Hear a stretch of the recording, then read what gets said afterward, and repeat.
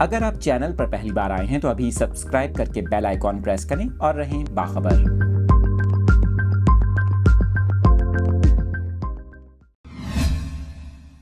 آپ کو بتائیں، سوشل میڈیا پر دوستی ایک اور محبت میں بدل گئی۔ سوشل میڈیا پر ہونے والی دوستی کے بعد چینی لڑکی بھی اب پاکستان پہنچ گئی ہے اپنے محبوب سے شادی کرنے کے لیے۔ بتایا جا رہا ہے کہ چینی لڑکی خیبر پختونخوا کے ضلع لوئر دیر کے علاقے سمر باغ پہنچی ہے۔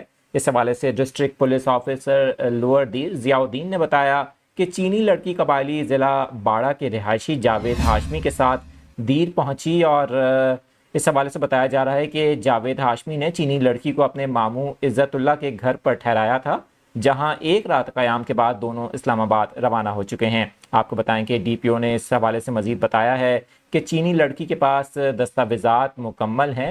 آپ کو بتا رہے ہیں کہ چینی لڑکی سنگ یافنگ کی سوشل میڈیا پر جاوید ہاشمی نامی لڑکے سے دوستی ہوئی تھی۔ دونوں کی 3 سال سے بات چیت تھی اور اب دونوں شادی کے خواہش مند ہیں۔